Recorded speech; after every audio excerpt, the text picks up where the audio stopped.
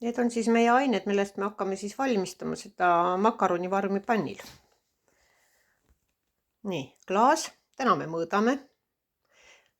Õli, maitseaine, võib kasutada piima või toidukoort. Mina kasutan täna 2 sorti makaroni, aga vabal valikul võib olla täiesti üks mingi kindel makaron, mis teil on lemmik, kanamuna, vorstikesi, sibulat, juustu ja salatiks kõrvale tuleb porgandi, küüslaugu salat. Kokkamine peab olema lõbus ja ma arvan, et see söök sobib kõigile, nii noortele kui vanadele, tudengitele, teismelistele, kellele iganes. Lihtne valmistada, võib teha koos, võib ka teha täiesti üksinda perele. Panin potti vett ja sinna lisan siis 2 klaasi makarone. Aga enne lasen vee keema pliidil. Mul on üks väike nipp, ma panen alati makaroni vette natukene puljongit. Teie võite panna puljongi kuubiku, aga mina panen lusikaga pulbrit.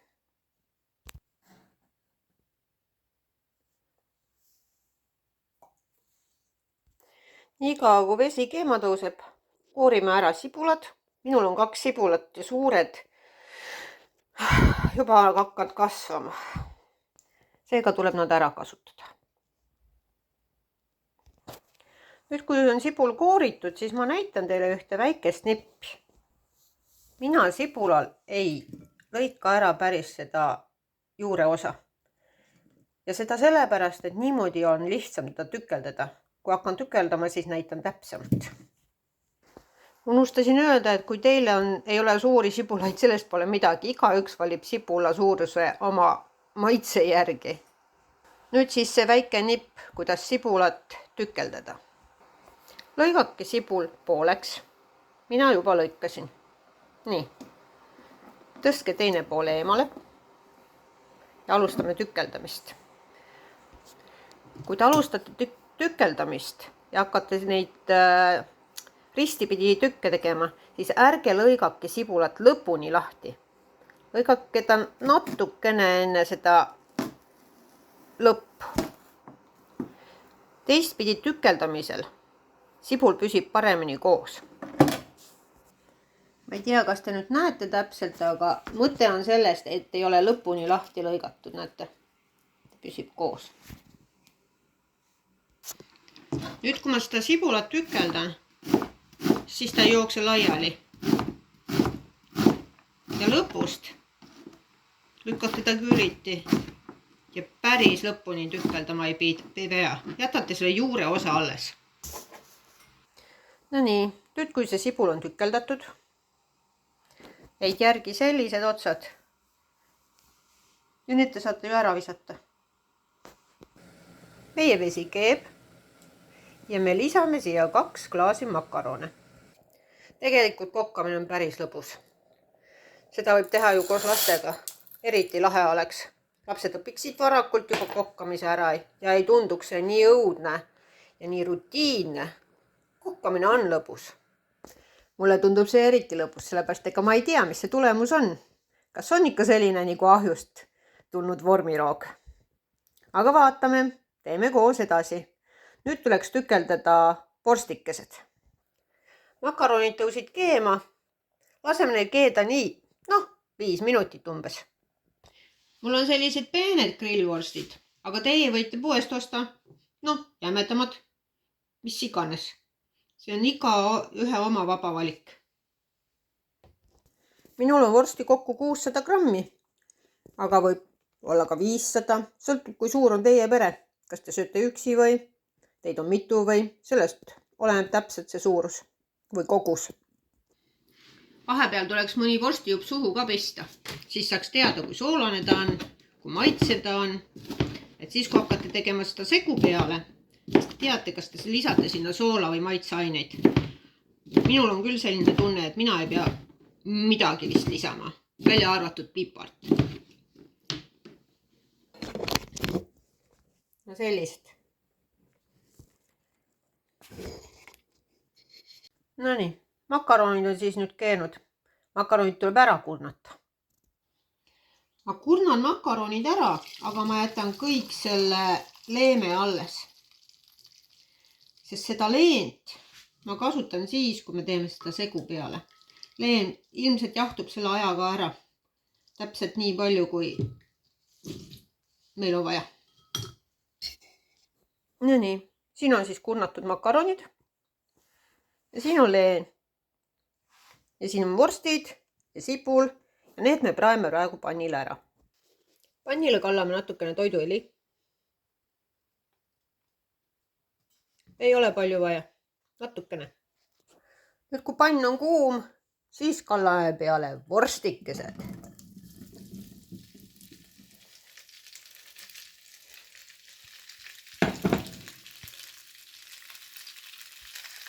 Miks ma praen neid?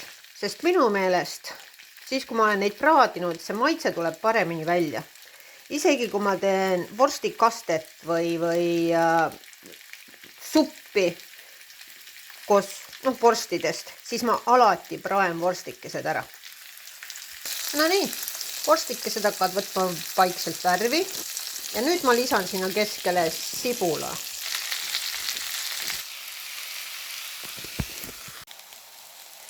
No nii, sibul hakkab võtma värvi. Näete, sibul muutub selliseks klaasjaks. Nüüd on õige aeg panna maitseaineid ja praadida veel natukene koos maitseainetega. Aga siin vahepeal, nii ka kui see vorstikesed ja sibul praadisid siin ennast, ma lõikasin pannile valmis paberi. Küpsetuspaberi. Lihtsalt meie degustaator ütles, et on väike probleem, et see pann, mille peal praegu vorstid praevad, on ülimalt hea ja teeb väga häid sööke. Aga seda ei jagu. Seega pean võtma suurima panni ja vaatama, kas sellest teisest pannist jagub. Vahepeal ma segan siin neid makarone, et nad jahtuksid. Ja see leem, mis siin kausis on, üritan seda ka natukene jahutada. Sest kui me paneme juustut, hakkame lisama siia, et see juust kohe sulama ei hakkaks ja venima ei hakkaks. No nii, vorstikesed on nüüd valmis.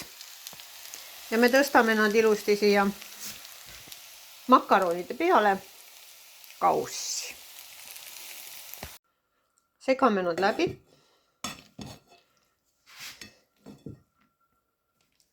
Väga kuum on.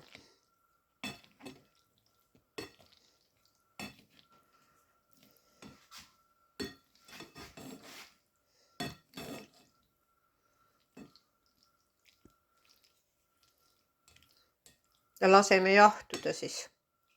Sellel ajal, kui see makaroni vorstisegu jahtub siin, me teeme leeme valmis. Ma mõtlesin küll, et ma ei mõõda, aga praegu paistab, et mul on seda leent, makaroni leent umbes 300 milliliitrit. Mul oleks vaja seda segu kokku 600. Ma lisan sinna kõigepealt 3 kanamuna. Te peate vaatama, et see leem ei oleks liiga tuline, et kanamuna ei läheks kohe tükki. See peab olema käesoe, sellest piisab. Klappige see omavahel lahti. Ja nüüd, mina arvan, et mul on vaja umbes 600 milliliitrit leent kokku. Mina lisan toidukoort nii palju, et ma saan 600 milliliitrit. Nüüd teie kogus sõltub sellest, kui suured on teie pannid. Võib-olla on teil vaja kokku ainult 200 milliliitrit, võib-olla on 300. Ise peate vaatama. Ja muidugi, kui järgi jääb seda leent, ei juhtu ka mitte midagi.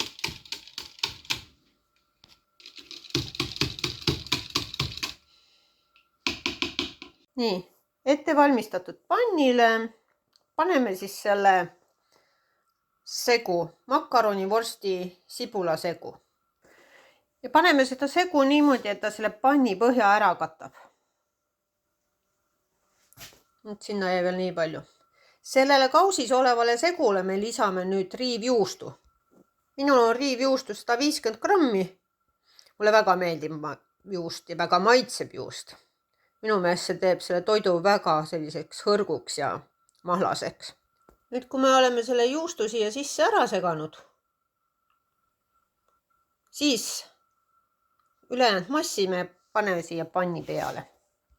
No nii, minul tuli pann täis, täiesti ääreni täis. Nüüd me kallame peale siia segu.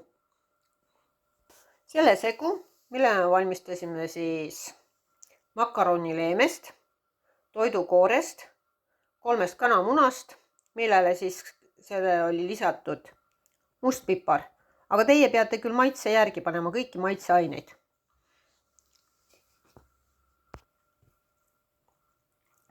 Vaikselt peab kallama, et üle ääre ei läheks.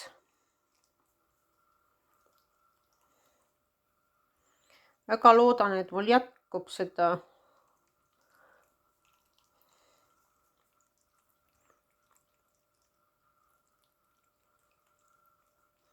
leent peaks olema nii palju, et ta täpselt kataks ära selle makaroni massi. No nii, tuli ääreni. Super hästi. Nüüd paneme siis selle kõik küpsema. Paneme kaane ja vaatame, mis saab.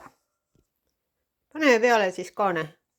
Kuna mul ei ole klaaskaant, siis ma kasutan ühte suurt potikaant, millel on augud. Kaanel peab olema kindlasti auk. See on väga oluline, et liigne aur välja tuleks. Kui ma nüüd õigesti mäletan, siis ahjus küpsetati seda 200 kraadi juures ja umbes tund aega. Aga kuna meie teeme pliidil, siis ma keeran ta jälle number 1-le.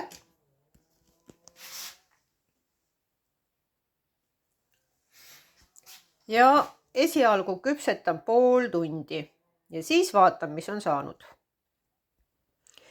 Vahepeal siis likeige mu videot ja kirjutage kommentaare, kuidas teile õnnestub. Kas kokata üksi, mitmekesi. Vahepeal siis valmistame imemaitsva salati porganditest. Lihtne ja tõsised maitsev. Koorime ära kõik porgandid ja riivime need porgandid ära peenikese riiviga. Just sellisega. No nii, siis riivime juurde 2 küüslaugu küünt. Aga porgandite ja küüslaugu suhe sõltub teist endist. Kas teile maitseb teravam või pehmem maitse. Lisame natuke soola ja 2 supilusikatäit majoneesi. Majoneesi kogus sõltub muidugi teist endist. Kas teile meeldib mahlasem või natukene vähesema majoneesiga salat. No nii, porgandisalat sai valmis. Peate maitsma, kas vajate lisasoola või ei ole vaja, või on paras. Vahepeal likeige mu kanalit. Vaata, mis siin toimub.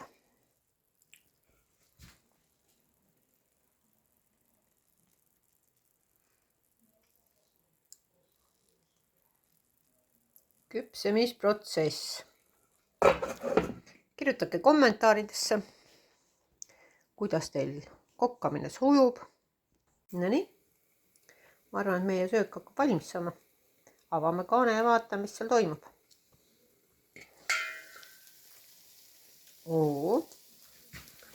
Isuäratav.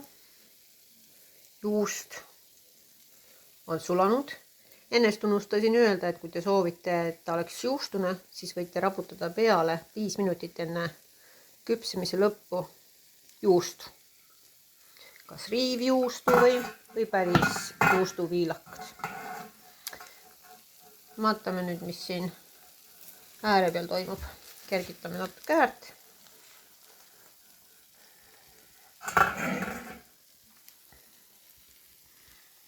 Kas me näeme? No nii, pruunikas paistab olema. Mina arvan, et ta on küpse ja valmis.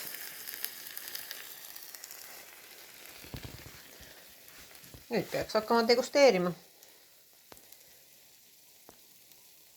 Aitäh teile kõigile, kes minuga kokkasid. Vaadake ja likeige ja kirjutage kommentaare. Aitäh teile! Igal juhul paistab see väga mahlane ja ta on nagu küpsenud.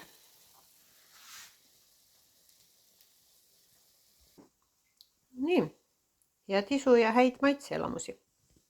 Järgmiste kohtumisteni. Kokkame koos!